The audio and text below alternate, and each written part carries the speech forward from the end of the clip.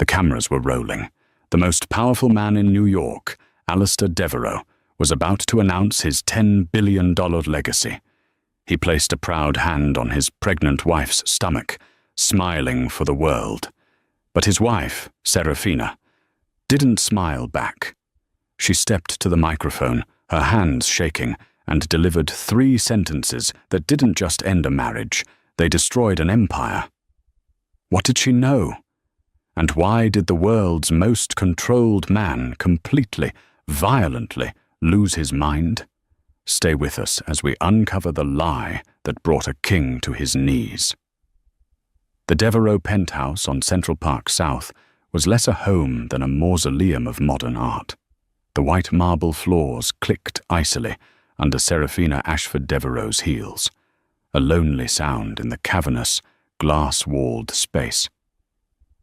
The air was climate-controlled to a precise 68 degrees, not for her comfort or even the comfort of their unborn child, but for the preservation of the Francis Bacon triptych in the foyer and the Gerhard Richter that dominated the living room. It was a coldness that had seeped into her bones over 3 years of marriage, a sterile, museum-like silence, punctuated only by the distant, muted hum of the city 30 floors below, and Alistair's voice, which never seemed to rise above a controlled, boardroom monotone. Serafina was 7 months pregnant. The child, a boy, was already destined for greatness according to Alistair.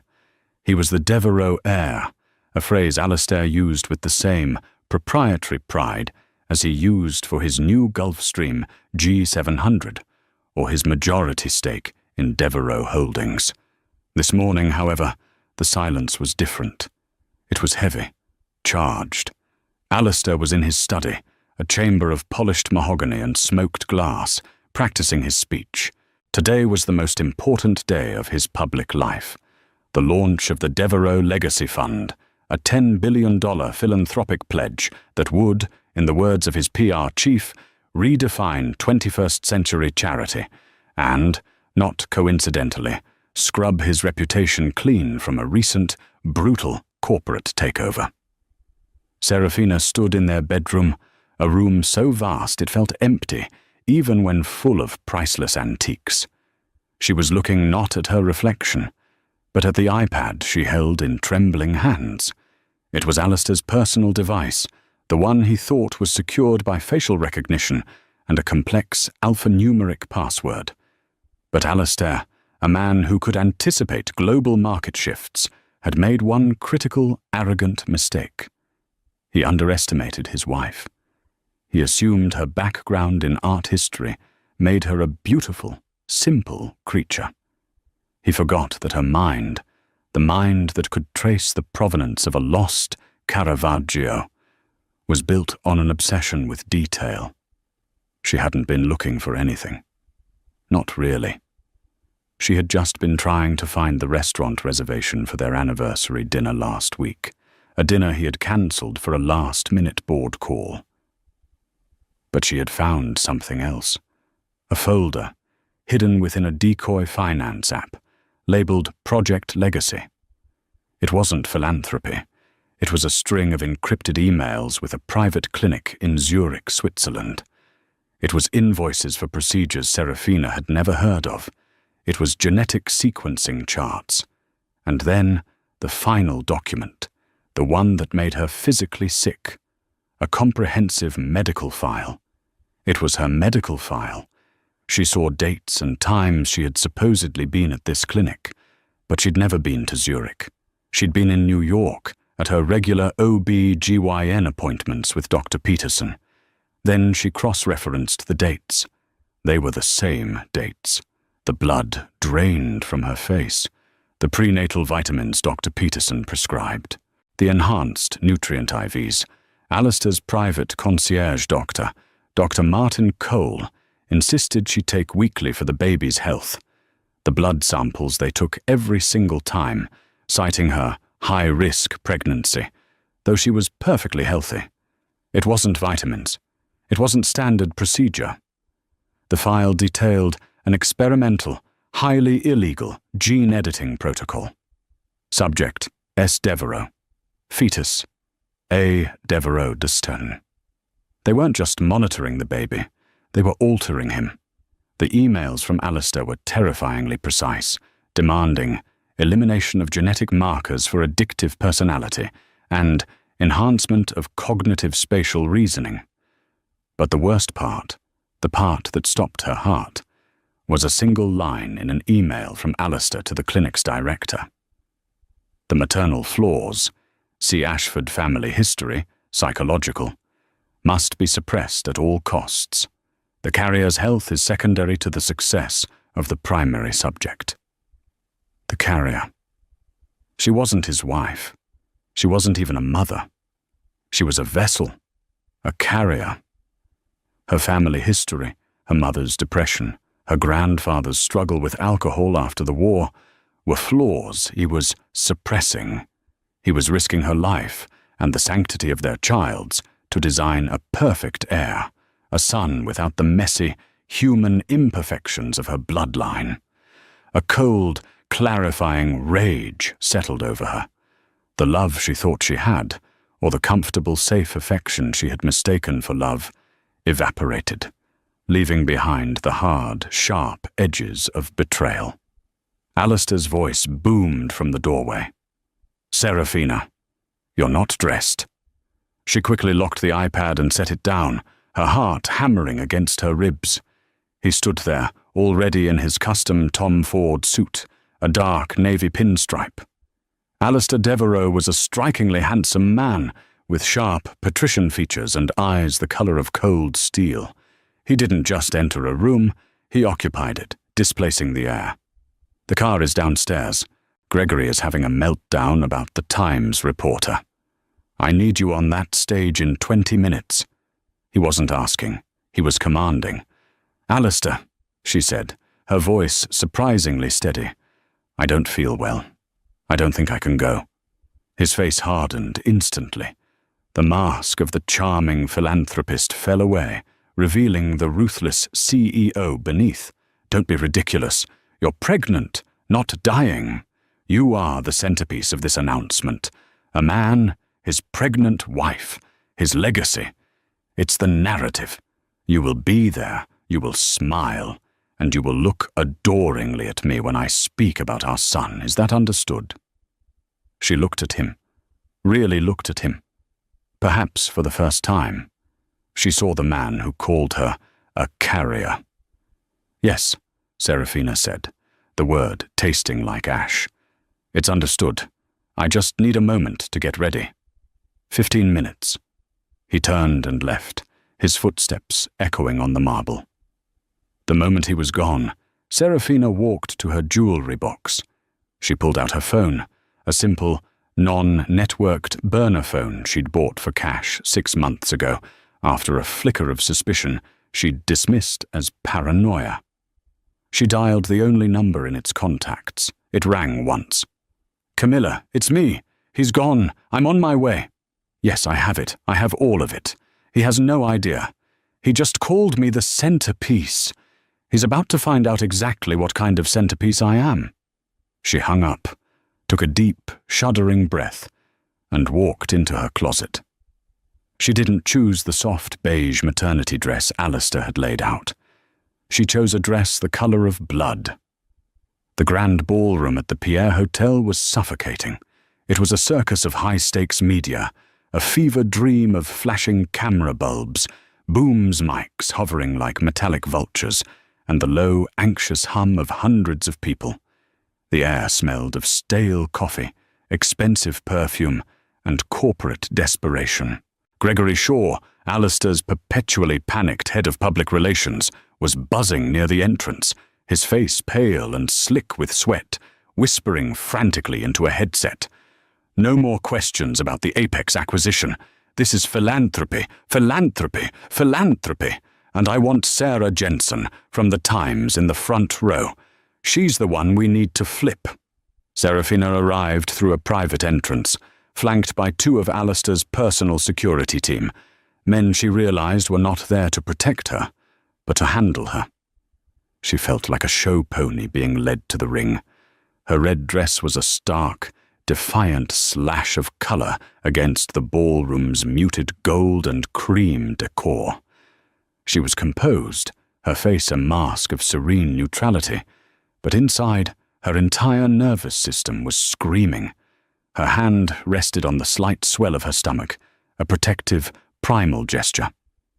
This was no longer about her. It was about the child she had to save from its own father.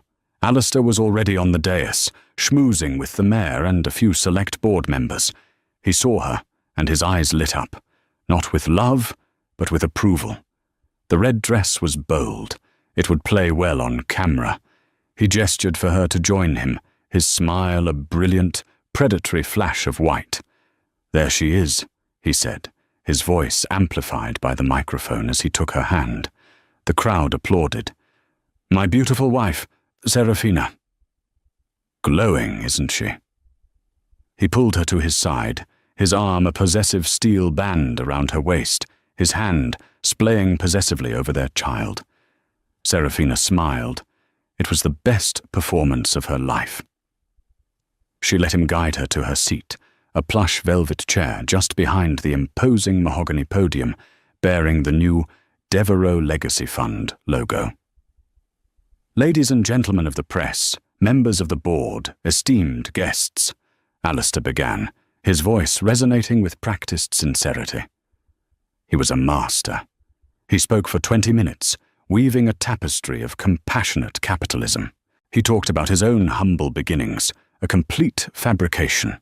His father had left him $500 million, and his profound, newly discovered need to give back. "Legacy isn't about the buildings we put our names on," he said, his eyes scanning the front row, locking with Sarah Jensen's. "It's not about the bottom line or the Q4 earnings. It's about the future. It's about the world we leave for our children." As if on cue, he turned and gestured to Serafina. "When I learned I was going to be a father, when my brilliant, wonderful wife Serafina told me we were bringing a son into this world, everything changed." Serafina felt the cameras swing to her. She kept the smile plastered on her face, a brittle, fragile thing. "This $10 billion fund," Alistair continued, his voice thick with performative emotion, "is not just my legacy. It is his. It is a promise to my unborn son that the Devereux name will stand not just for power, but for progress, for health, for a better, stronger future." The room erupted in applause. Alistair basked in it, raising his hands. He looked invincible, a modern-day king bestowing his grace upon the masses. Gregory Shaw was practically weeping with relief off stage. "And now," Alistair said, turning to her, his eyes shining with triumph, "I want to invite the woman who made all this possible, the love of my life and the mother of my heir, Serafina, to say a few words." He stepped back, gesturing for her to take the podium. This was part of the plan. She was supposed to read a short, pre-written speech from a note card, thanking him for his generosity and vision. Gregory Shaw had written it himself. Serafina stood. The ballroom fell silent. The hundreds of cameras refocused, their lenses like a firing squad. She felt a bead of sweat trace its way down her spine. She walked the few steps to the podium, the clicking of her heels the only sound. Alistair gave her a supportive wink, a grotesque parody of a loving husband. She reached the microphone. She looked out at the sea of expectant faces. She saw Sarah Jensen, pen poised. She saw the TV cameras with their glowing red live lights. She saw Alistair, smiling, radiant in his arrogance. And then she saw Camila Rodriguez, her friend, and, as of this morning, her lead counsel, standing quietly at the back of the room, next to the main exit. Camilla gave her a single, almost imperceptible nod. Serafina took a deep breath. She looked down at the note cards Gregory Shaw had given her, the saccharine, empty words blurring before her eyes, With a flick of her wrist, she slid the note cards off the podium. They fluttered silently to the floor. A nervous cough rippled through the press corps. Beside her, Alistair's smile tightened by a fraction. "My wife, a believer in speaking from the heart," he ad-libbed, a hint of steel in his voice. Serafina leaned into the microphone. Her voice was low, clear, and carried to every corner of the room. "Thank you, Alistair," she began, her eyes locking onto his. "You've always been a master of public perception, a true artist of the narrative." Alistair's smile vanished. This was not the script. "You stand here today and speak of legacy," Serafina continued, her voice gaining strength. "You speak of children and you speak of the future. But the one thing you are truly an expert in is fraud." The silence in the ballroom was no longer respectful. It was a vacuum, sharp and absolute, sucking all the air from the room. Hundreds of people held their breath simultaneously. Gregory Shaw in the wings looked like he'd been shot. He lunged for the soundboard, whispering, "Cut the mic! Cut it!" But the tech, frozen in disbelief, just stared at the stage. Alistair's face, a moment ago so full of benevolent charm, had frozen. "Serafina!" he hissed, stepping toward her, his smile a grotesque, painted-on grimace. "What do you think you're doing?" She's just a little overwhelmed." He laughed, a short barking sound. "The pregnancy hormones, you know." He reached for her arm. Serafina snatched it away as if he were on fire. "Do not touch me," she commanded, her voice amplified into a deafening boom. "And do not dare speak of my pregnancy." The cameras were no longer just flashing. They were a solid, blinding wall of light. The rapid clack, clack, clack of keyboards was the only sound. Sarah Jensen of the Times was typing so fast it looked like her fingers were blurring. "You're right about one thing, Alistair," Serafina said, turning back to the microphone, her gaze sweeping over the stunned audience. "This is about legacy, and it is about our child. Which is why I am announcing today, in front of God and all of you, that I am filing for divorce, effective immediately." A collective gasp, a roar of shouted questions, erupted. "Mrs. Devereux, what is she saying? Alistair, is this true?" Alistair's mask didn't just crack, it shattered. "Shut this down," he roared, not at Serafina, but at his staff. "Get her off the stage. She's unwell. She's having a breakdown."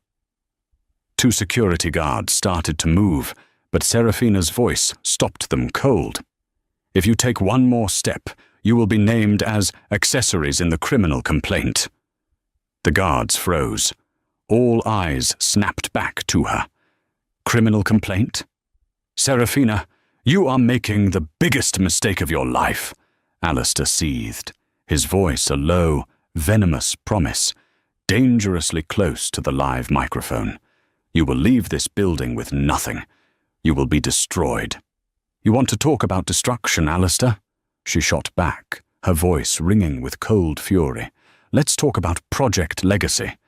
Let's talk about the Zurich Institute for Genetic Purity.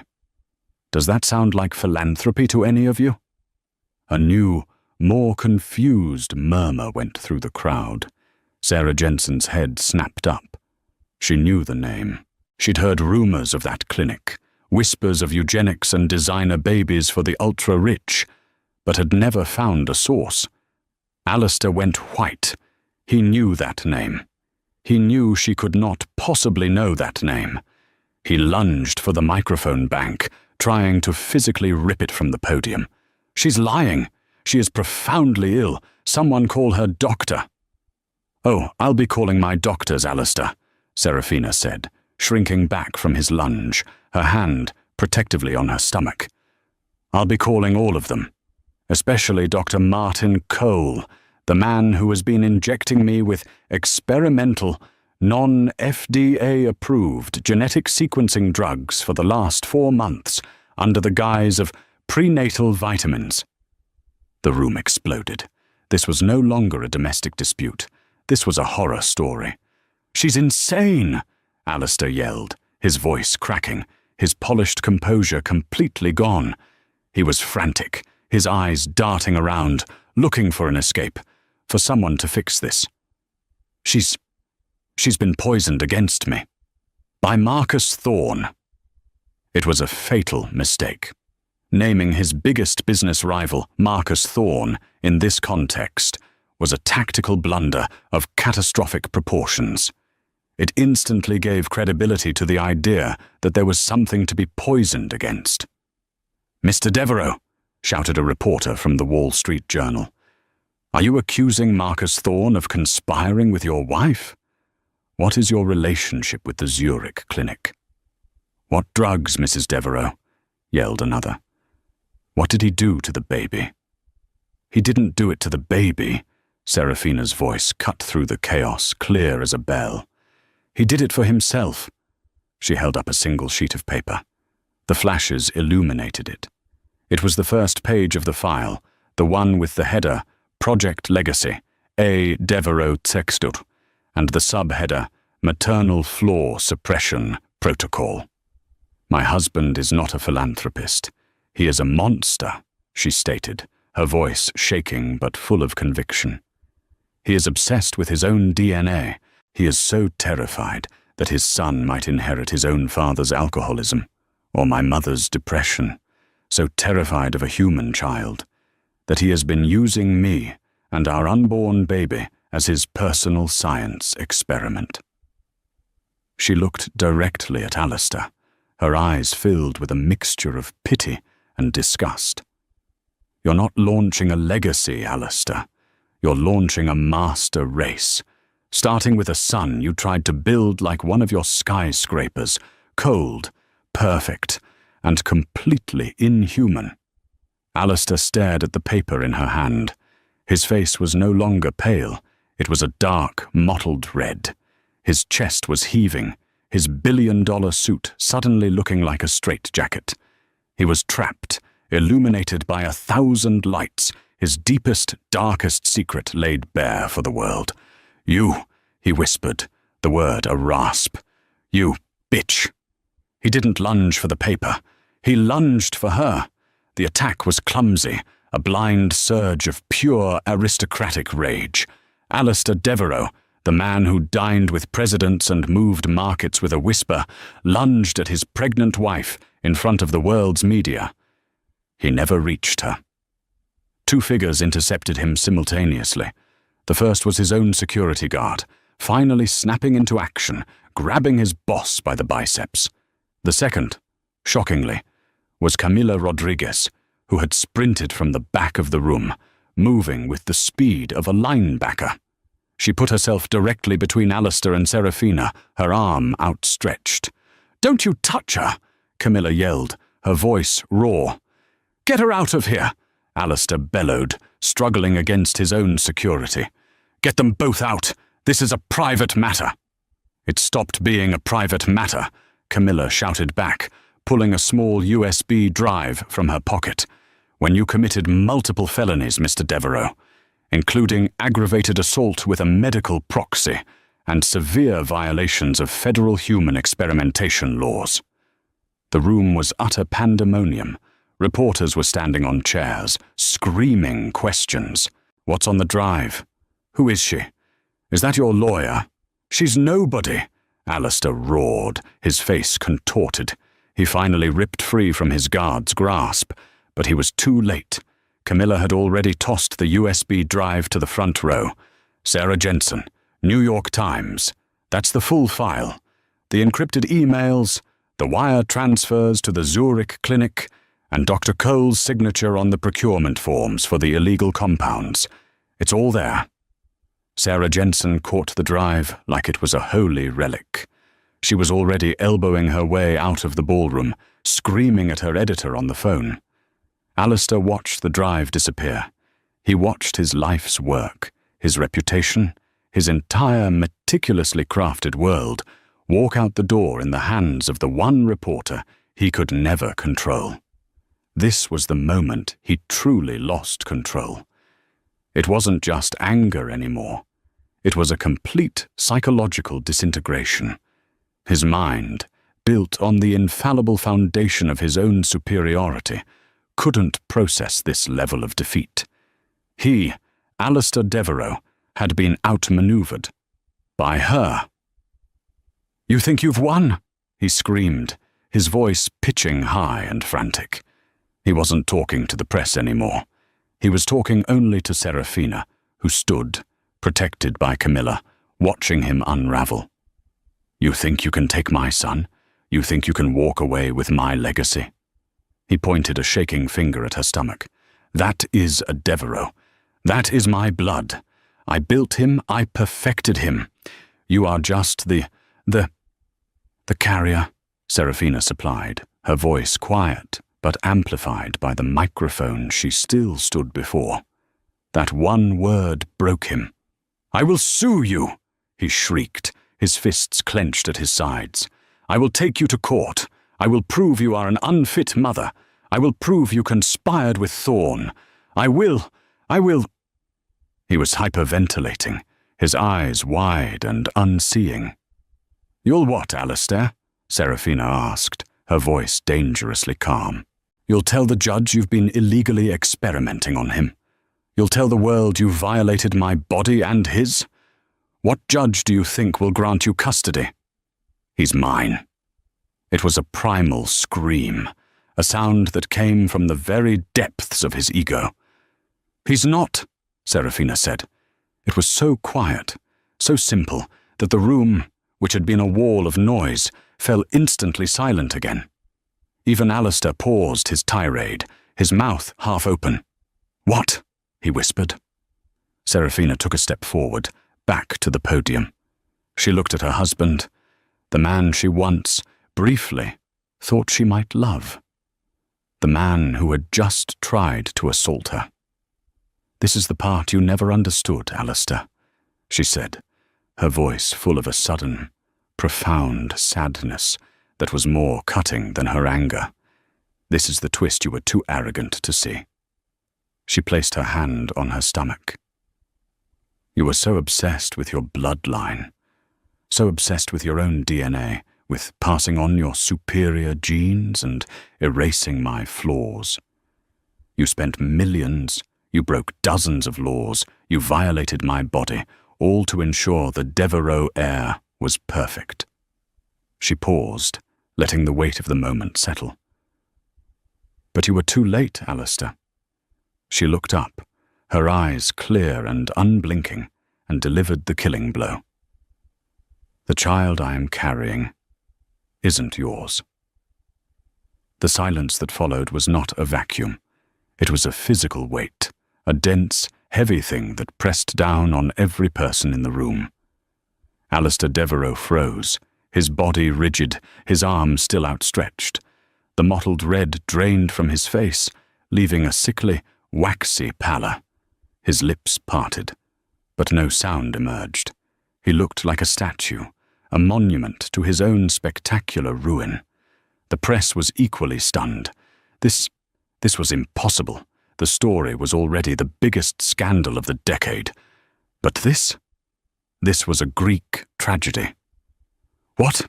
a reporter in the front row finally whispered, the word barely audible. "It's true," Serafina said, her voice resonating with the terrible calm finality of an executioner.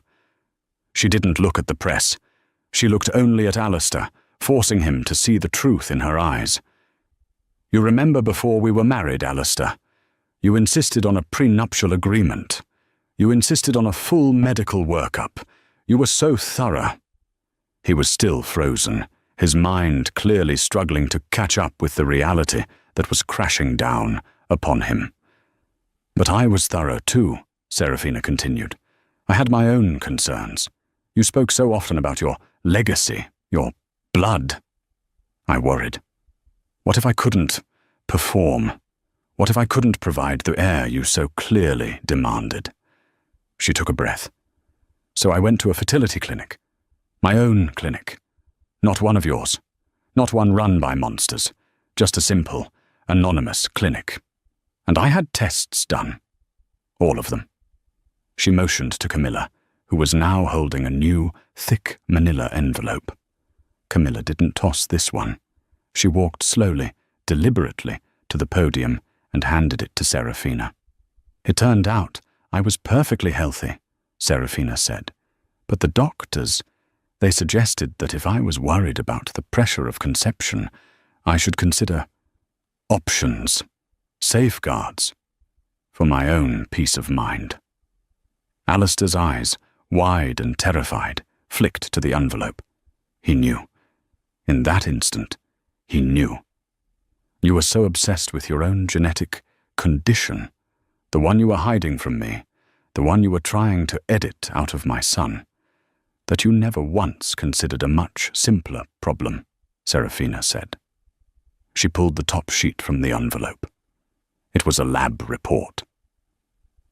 "The condition you've been spending tens of millions to hide, Alistair, the one you were terrified of passing on, it doesn't just affect personality, does it? It affects everything. The clinic in Zurich, the one you paid to perfect your heir, was just taking your money. They were never going to succeed." She held up the report. "Your sperm count is 0, Alistair. It has been for at least a decade. You are, and have always been, completely sterile." The sound Alistair made was not human. It was a low, guttural, tearing sound, the sound of a man's entire identity being ripped from his body. "No," he whispered. "No, that's a lie. That's a forgery. That's Thorne's work. She's lying." "Am I?" Serafina said. "I went to a sperm bank, Alistair, an anonymous donor, a healthy man, a good man, according to his file, a teacher, someone who wanted to help a family, not build an empire." She placed her hand back on her stomach. "The son I am carrying is mine, but he has absolutely no connection to you, not by blood and certainly not by love. You have been building a legacy on a foundation that doesn't even exist." The implications hit the room like a shock wave. The Devereux heir wasn't a Devereux.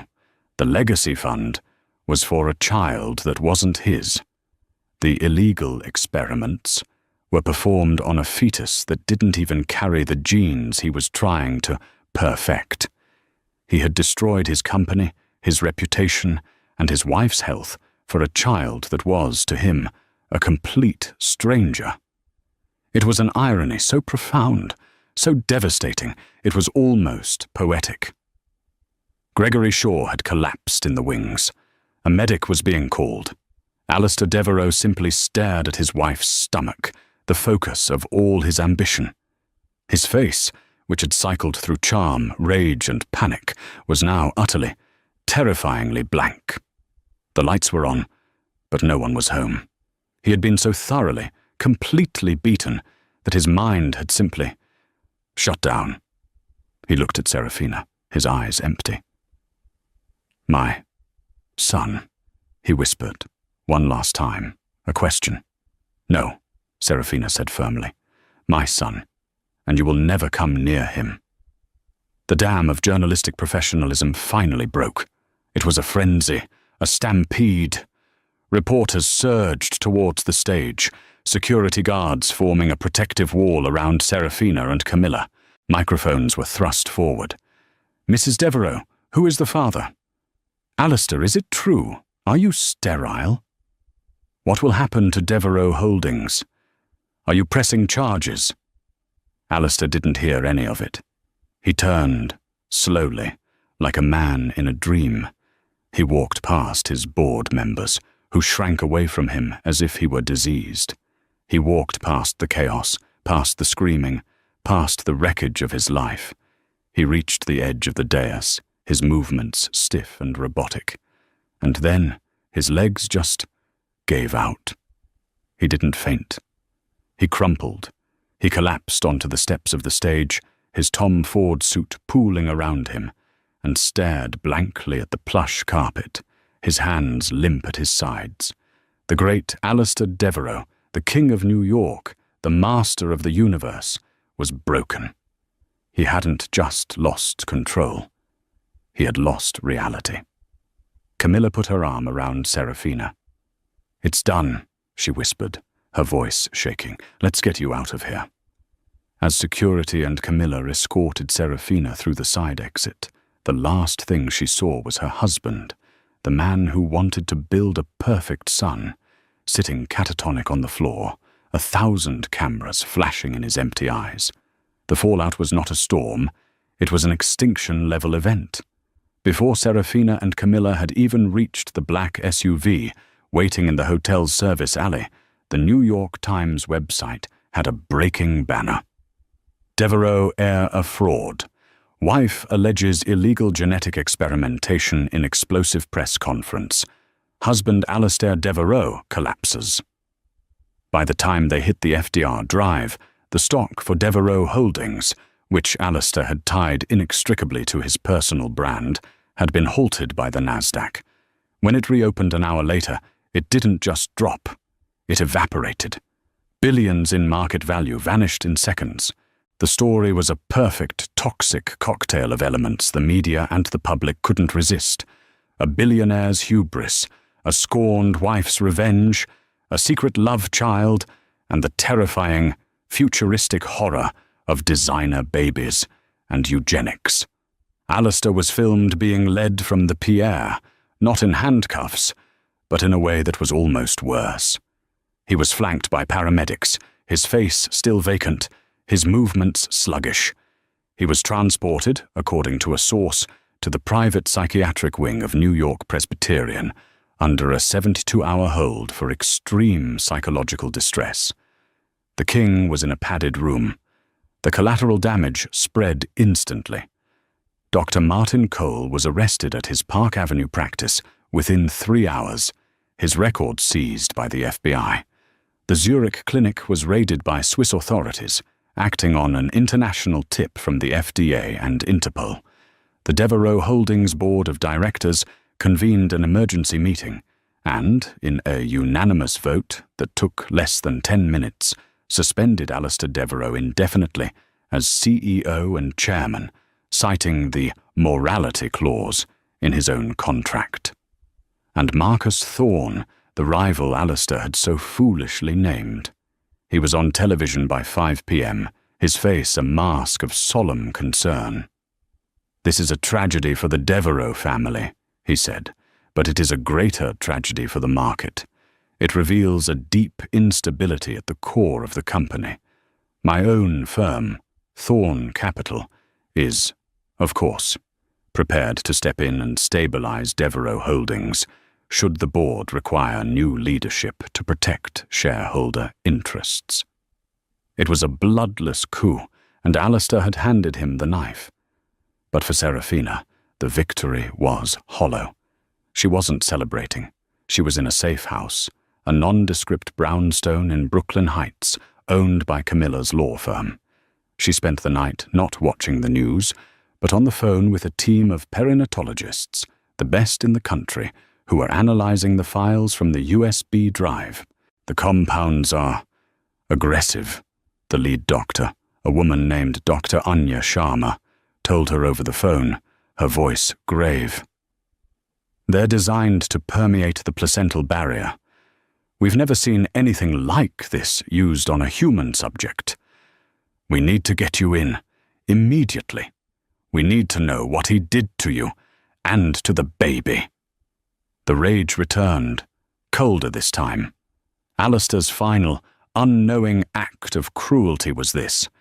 He had performed his monstrous experiments on a child that wasn't even his, potentially harming an innocent baby. And its mother. For nothing. The child of a schoolteacher from Ohio, a man who just wanted to help, was now carrying the toxic burden of Alastair Devereaux's ego. The next few days were a blur of medical tests, legal depositions, and quiet, terrified waiting. Serafina sat in sterile rooms, technicians and doctors drawing her blood, running ultrasounds, their faces carefully neutral.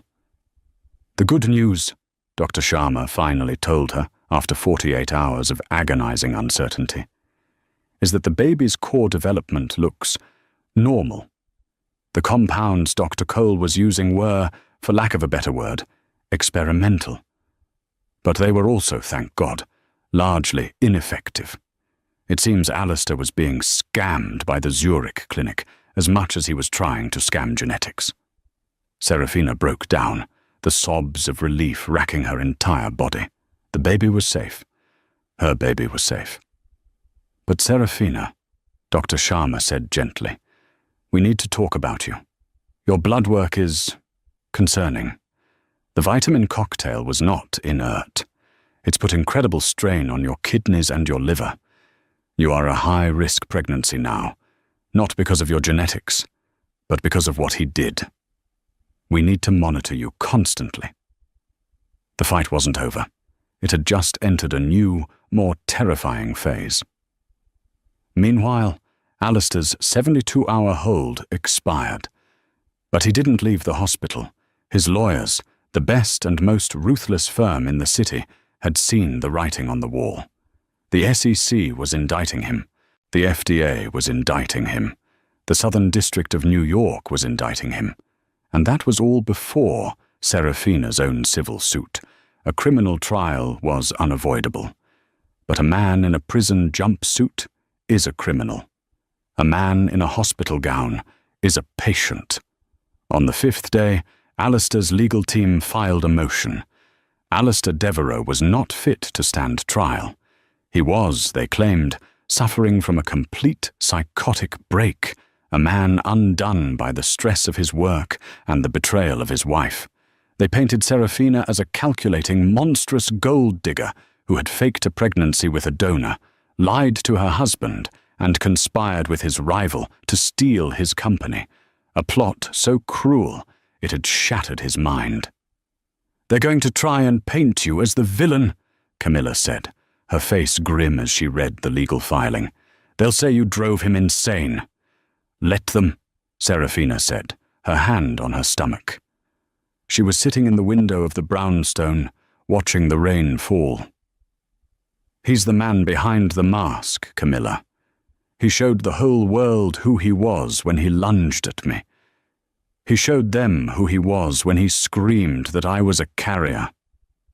It doesn't matter what they say now. Everyone saw his real face." His lawyers are petitioning to have him moved to a private long-term care facility in Connecticut. Not a prison, not a state hospital, a country club with doctors. "It's still a cage," Serafina said, "and he built it himself." She knew, with chilling certainty, that Alistair wasn't faking his breakdown. A man like Alistair could survive prison. He could survive financial ruin. He could even survive public humiliation. But the one thing he could not survive, the one thing that could truly, fundamentally break him, was the knowledge that he was sterile, that his bloodline, the only thing he ever truly valued, ended with him. He had been rendered, in his own mind, completely and utterly pointless. The man behind the mask wasn't a king. He was just a terrified, empty shell. And Serafina had been the one to hold the mirror up to him. The winter that followed was brutal, but Serafina was safe. She had won her divorce settlement in a quiet, out-of-court proceeding. Alistair's lawyers, seeing the mountain of evidence against them and their client's non-responsive state, had folded. They hadn't fought for his assets. They had fought for his freedom, trading his fortune for an agreement from Serafina not to pursue additional criminal charges beyond what the state was already doing. She didn't take the penthouse. She didn't take the art. She didn't take a dime of Devereux Holdings' money. She took a single, lump sum payment, enough to ensure her child's future and her own, and walked away. She wanted nothing that carried his name. Alistair Devereux was never seen in public again. He was quietly moved to the private long-term care facility in Connecticut, a place called Silver Hill, where he would live out his days, attended by orderlies, staring at the manicured lawns. The great man of industry was gone, a ghost haunting his own empty legacy. Devereux Holdings was carved up and sold for parts, most of it absorbed by Marcus Thorne's company for pennies on the dollar. The Devereux name was removed from every building, every fund, every charity. Within a year, it was as if he had never existed. Spring came, and with it, new life. 2 months after the press conference, in a quiet, private room at the real New York Presbyterian, surrounded by Dr. Sharma and a team of specialists, Serafina gave birth to a healthy, screaming baby boy.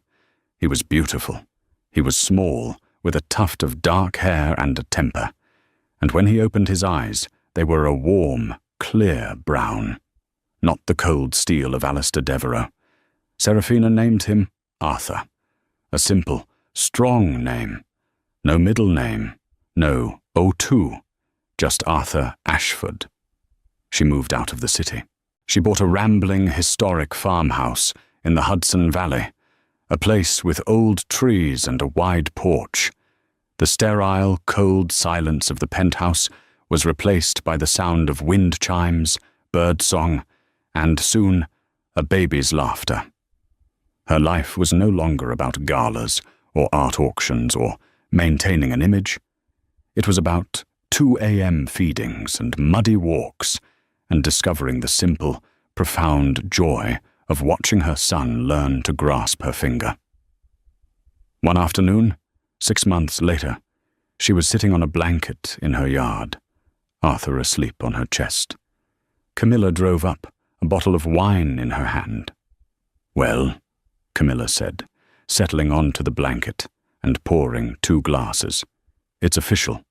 The SDNY just closed their case. Alistair has been declared permanently mentally incompetent. He'll never see the inside of a courtroom or the outside of Silver Hill."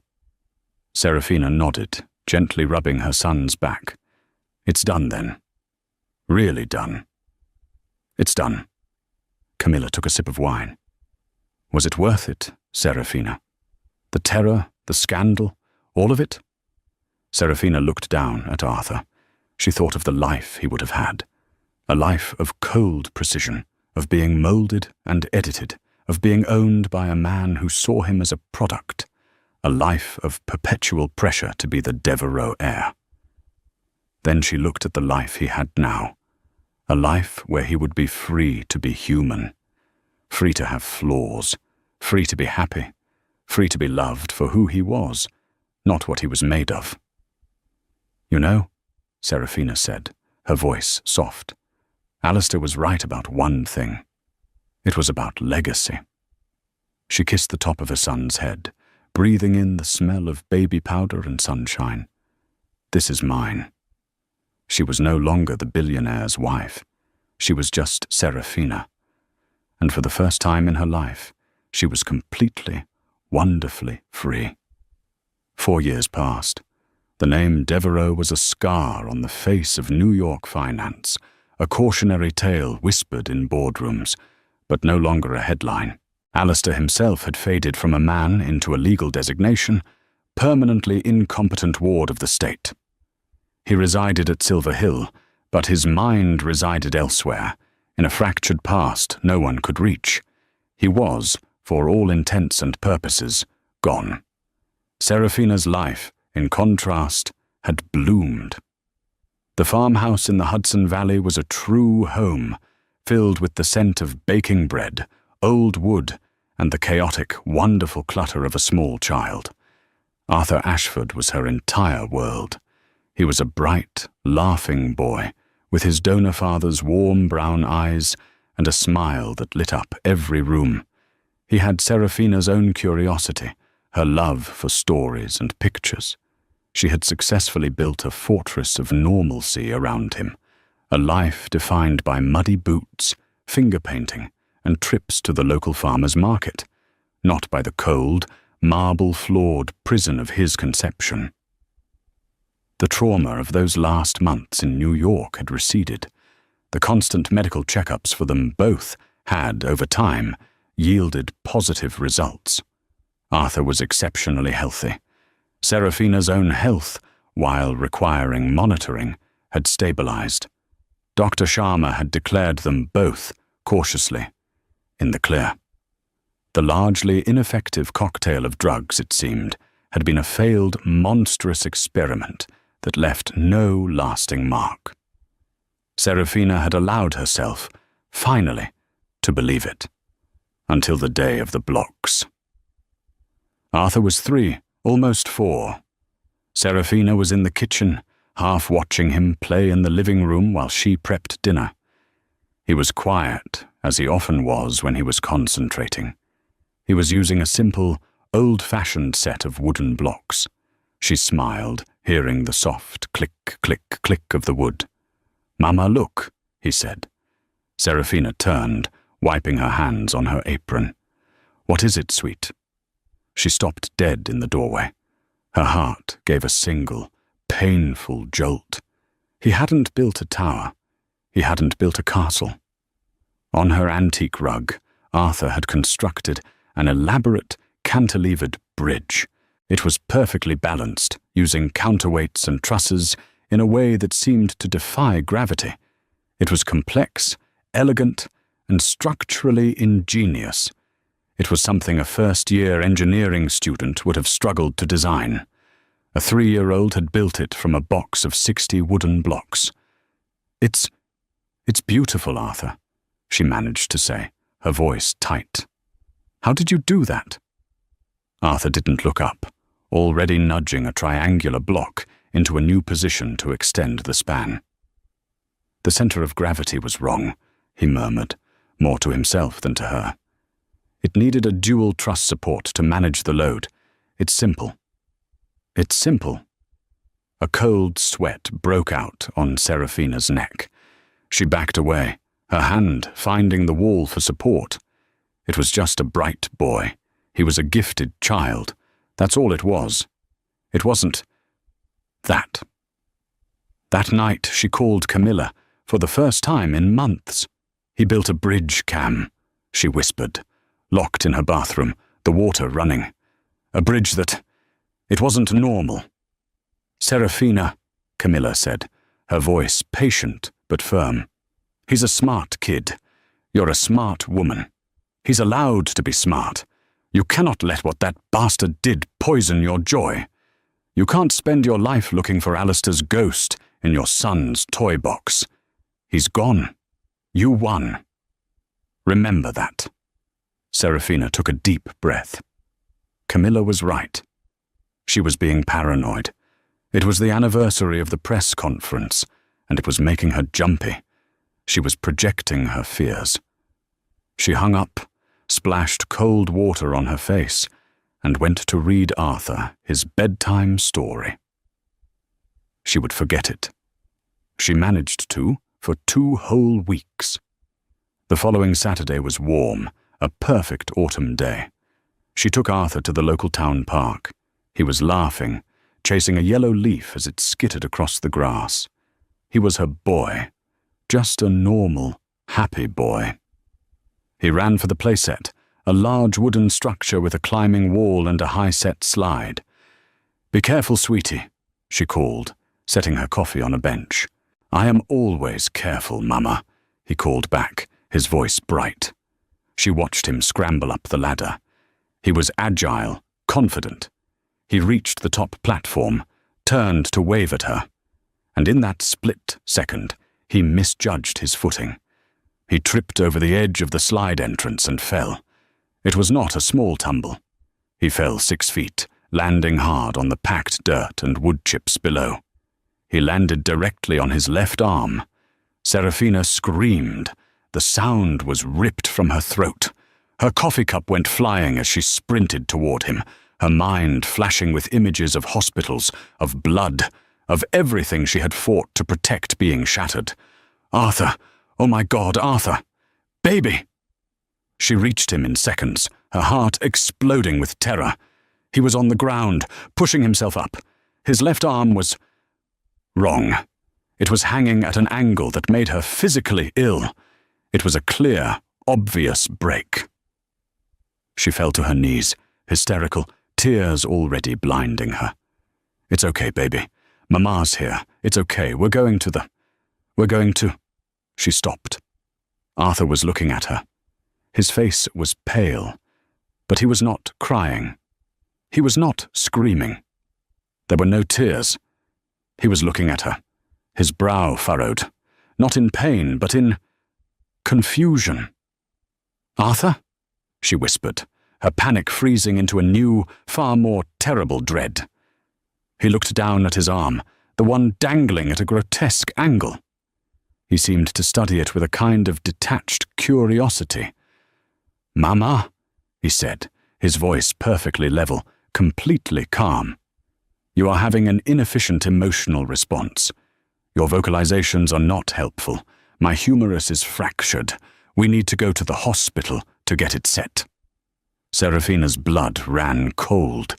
She stared at her son, her 4-year-old son, who was clinically diagnosing his own severe injury without a single tear. Doesn't it hurt?" she choked out. Arthur tilted his head, as if she'd asked a peculiar question. "The nerve endings are sending strong pain signals to my brain." "Yes," he said, as if describing the weather. "But it is not a productive sensation. It is simply data. Can we go now? The risk of a compound fracture will increase with movement." He stood up, cradling his broken arm with his good one, and started to walk calmly toward the parking lot, leaving his mother kneeling in the dirt, staring after him in absolute horror. The doctor at the hospital was amazed. "I've never seen anything like it," the ER doctor told Serafina, who was sitting in the waiting room, shaking so hard she could barely hold the clipboard. "He's the toughest kid in the world. He just sat there while we set the bone. Didn't flinch, just watched. You've got a little stoic on your hands." Serafina just nodded, her stomach a knot of ice. She knew what Alistair had put in those files. Enhancement of cognitive spatial reasoning. That was the bridge, but there was the other part, the part she had focused on less. Suppression of maternal flaws. Her flaws, her mother's depression, her grandfather's weakness, her family's capacity for overwhelming emotion, for art, for passion, for pain. Dr. Sharma had been wrong. The experiment wasn't largely ineffective. It had been catastrophically, terrifyingly precise. Alistair had failed to build a genetic heir, but he had succeeded in something far more monstrous. He had put his mark on her child. She walked back into the exam room. Arthur was sitting on the table, his arm in a bright blue cast. He was swinging his legs, humming a tune from a cartoon. He looked normal. He smiled when he saw her. "Hello, Mama. They said I did well." Serafina's heart broke. She had saved her son from his father, but she hadn't saved him from his father's legacy. The battle wasn't over. It was just beginning. Alistair was in a padded room, but his ghost was here, in the room, looking at her through her own son's eyes, and she had no idea how to fight it. A story of incredible deceit and a mother's unbelievable courage. Serafina Devereux walked into that press conference as a billionaire's wife, a centerpiece for his ego. She walked out as a free woman and a protector for her unborn son. She proved that the most dangerous secrets are the ones hidden behind a perfect public image, and that sometimes the only way to escape a gilded cage is to burn it to the ground. What did you think of Serafina's incredible final move? Was Alistair's fate deserved? Let us know your thoughts in the comments below. This story took a lot of research to piece together, and if you enjoyed it, please show your support by hitting that like button, sharing this video with someone who loves a story of justice, and most importantly, click subscribe and ring that bell. You won't want to miss the next story we uncover.